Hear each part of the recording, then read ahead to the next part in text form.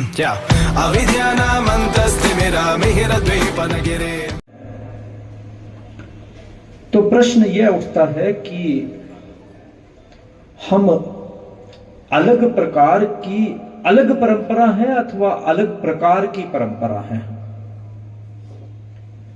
यदि अलग परंपरा है तो कोई बड़ी बात नहीं, अलग प्रकार की परंपरा है तब हमारा कोई न कोई मतलब सिद्ध होता है। अभी भाई सुखराज जी ने और उससे पहले प्रमोद जी ने जो चर्चा की कि आचार्य भिक्षु ने जिस पंथ की, जिस परंपरा की स्थापना की, वे अलग पंथ चलाना चाहते थे अथवा अलग प्रकार से साधना की एक प्रवृत्ति को पोषित करना चाहते थे।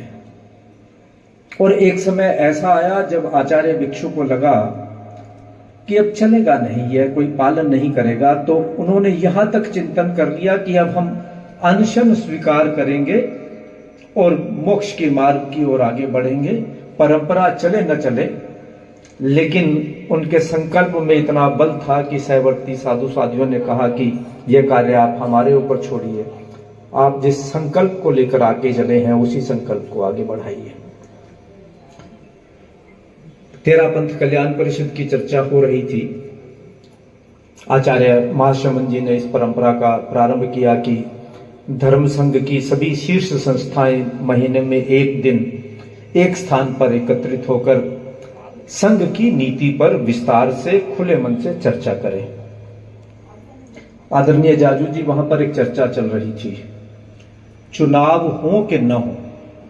हमारे कुछ साथी थे जो जिनका आग्रह था कि लोकतांत्रिक प्रक्रिया है, हमारे अंदर कहीं वो 70-75 साल में भरी गई है ना, हम आप सब समझते हैं कि तो यदि हमारे यहाँ चुनाव नहीं होंगे तो हमारे लोकतंत्र के अधिकार का हनन हो जाएगा। यह हमारा स्वाभाविक अधिकार है, ऐसा होना चाहिए। मेरे जैसे कुछ थे जिन्होंने कहा कि चुनाव नहीं होना चाहिए। तो विवाद होना ही था, विवाद हुआ भी, और सबको अपनी अपनी बात कहने का तो वहां अधिकार था। मैंने यह निवेदन किया कि अधिकार यदि चाहिए तो आप धर्म संघ में क्यों आए हैं? मैं तो मानता हूं कि आप सेवा और समर्पण के लिए आए हैं, और यदि आप सेवा और समर्पण के लिए आए हैं तो कौन से अधिकार हनन की बात कर रहे हैं?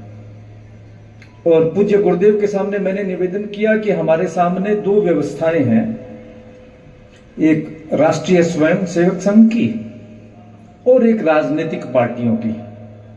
हम धर्म संघ में कौन सी व्यवस्था चाहते हैं? आरएसएस की व्यवस्था चाहते हैं या राजनीतिक पार्टी की व्यवस्था चाहते हैं? एक व्यवस्था में यदि आपको ऊपर पहुंचना है तो आपको प्रमाणित करना होगा कि आपको ऊपर जाने की चाह नहीं है,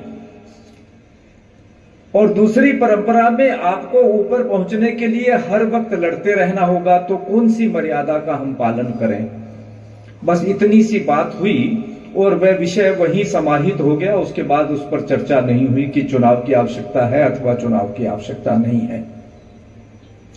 प्रकृति का नियम ही साध्वीश्री अभी प्रवचन में अपने फरमा रही थी, प्रकृति के अंदर एक भी कण ऐसा नहीं है जो अमर्यादित हो, एक भी कण ऐसा नहीं है।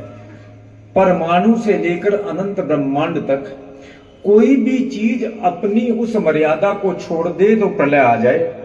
केवल एक चीज है जो मर्यादा का पालन नहीं करती, वह है हमारा मन। प्रकृति ने तो खैर वहां भी मर्यादा की व्यवस्था करके दी है। केवल मनुष्य नाम का एक ऐसा प्राणी प्रकृति ने प्रदान किया है जिसमें बुद्धि और विवेक दोनों देकर प्रकृति ने यह स्वतंत्रता उसे प्रदान कर दी कि आप यहां जाना चाहते हो कि वहां जाना चाहते हो, यह निर्णय आप खुद कर लीजिए। यह स्वतंत्रता पूरे ब्रह्मांड में, पूरी प्रकृति में जीव और अजीव किसी दूसरे को उपलब्ध नहीं है। लेकिन साथ में यह भी शक्ति प्रदान कर दी, यह क्षमता भी प्रदान कर दी कि आप इस स्वतंत्रता को लेकर अपने चरम लक्ष्य को प्राप्त कर सकते हैं। लेकिन कठिनाई, चुनौती बार बार आती है, क्योंकि यदि वहां तक पहुंचने की आजादी प्रदान की है तो लोभ भी प्रदान किया है। और उस लोभ के चलते हुए हम जिस प्रकृति के नियम के अनुसार हमें चलना चाहिए, उस प्रकृति के नियम के अनुसार चल नहीं पाते और कहीं न कहीं हम खुद ही अपने बाधक बन जाते हैं। कल एक जैन बहन से बात हो रही थी, अच्छी पढ़ी लिखी विदुषी हैं, तो मैंने उनसे पूछा कि क्या आपको मालूम है कि जैन परंपरा में हम लोग रात्रि भोजन क्यों नहीं करते? हमारे यहां रात्रि भोजन की मर्यादा क्यों है? कहने लगे उससे हेल्थ ठीक रहती है, डाइजेस्टिव सिस्टम ठीक रहता है। मैंने कहा ये कौन से आगम में लिखा है, कौन से शास्त्र में लिखा है कि रात्रि को भोजन नहीं करने से स्वास्थ्य ठीक रहेगा?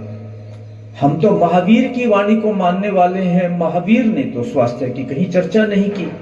यह बात तो पिछले 10, 15, 20 सालों में आज का वैज्ञानिक कहने लगा कि हाँ साहब बात तो ठीक है। कल तक कहते थे कि रात को बिजली नहीं होती थी इसलिए जैनी लोग रात को भोजन नहीं करते थे। अब इलेक्ट्रिसिटी आ गई है तो उनकी मूर्खता है कि रात्रि को भोजन नहीं कर सकते। पहले इनको कीड़े मकोड़े दिखाई नहीं देते थे।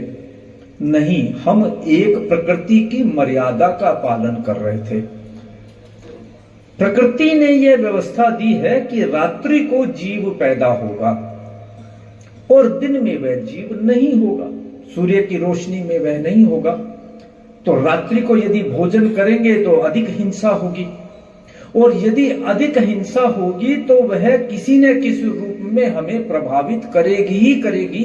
यह प्रकृति की मर्यादा है, प्रकृति ने अपने आप व्यवस्था कर दी हुई है। बाई प्रोडक्ट के रूप में हमारे डाइजेस्टिव सिस्टम के ऊपर उसका असर आएगा, वह बाई प्रोडक्ट है, वह मूल नहीं है। केवल डाइजेस्टिव सिस्टम को देख करके यदि आप काम करेंगे तो केवल इतना ही पा पाएंगे। मूल तो यह है कि प्रकृति का जो ये नियम है, प्रकृति की यह जो मर्यादा है कि परस्परो ग्रहो जीवा नाम, मुझे किसी को भी मारने का अधिकार है ही नहीं। और जब जब मैंने प्रकृति के इस नियम की अवहेलना की है, मैंने अपने विनाश को आमंत्रित किया है। पेस्टिसाइड्स और इंसेक्टिसाइड्स इसके उदाहरण है। मैंने कहा मुझे अधिक प्रोडक्शन चाहिए, इसलिए जहां वो कीड़े मकोड़े हैं उन सबको मैं मार दूंगा तो मुझे अधिक भोजन मिल जाएगा। न अधिक भोजन मिला और न ही मुझे स्वास्थ्य मिल पाया। मैंने अपनी ही आज तो कैंसर डे भी है ना, और अखबार भरे पड़े हैं कि किस प्रकार से कैंसर फैल रहा है। मुझे भी दोपहर को कोई लेक्चर देने जाना है। तो क्यों सबका, तो ये तो कैंसर ट्रेन चलती है, बठिंडा से चल करके बीकानेर जाती है। ट्रेन का नाम मुझे भी नहीं मालूम, मेरे शहर से होकर जाती है। कैंसर ट्रेन के नाम से लोग उसे जानते हैं क्योंकि पंजाब में इतना ज्यादा इंसेक्टिसाइड्स, पेस्टिसाइड्स का उपयोग हुआ कि वो वहां का प्रोडक्शन भी कम हो गया, उस धरती की उर्वरा शक्ति भी खत्म हो गई, हमारी उर्वरा शक्ति भी खत्म हो गई और लोग कैंसर से मरने लगे क्योंकि हमने उस मर्यादा का पालन नहीं किया। आचार्य भिक्षु ने बहुत सरल छोटे नियम के द्वारा ऐसी मर्यादा में हमें बांधा कि आज हम इस बात का सात्विक गौरव कर सकते हैं कि हम अलग पंथ नहीं हैं, हम अलग प्रकार के पंथ हैं। और उसे 26 जनवरी 1930 को एक तिरंगा झंडा फहराया गया था कि भारत की पूर्ण स्वतंत्रता का एक आह्वान किया गया था। और उसके बाद 26 जनवरी 1950 से वह गणतंत्र दिवस का प्रारंभ हुआ। हमारा भी आज गणतंत्र दिवस ही है।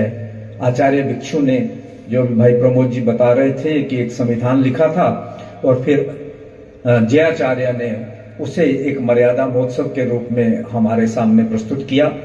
हम इस मर्यादा महोत्सव का आनंद लें, इस उत्सव का आनंद लें और किस प्रकार से हम अलग प्रकार से अपनी परंपरा का पोषण कर सकते हैं, इसके प्रति जागरूकता बरतें।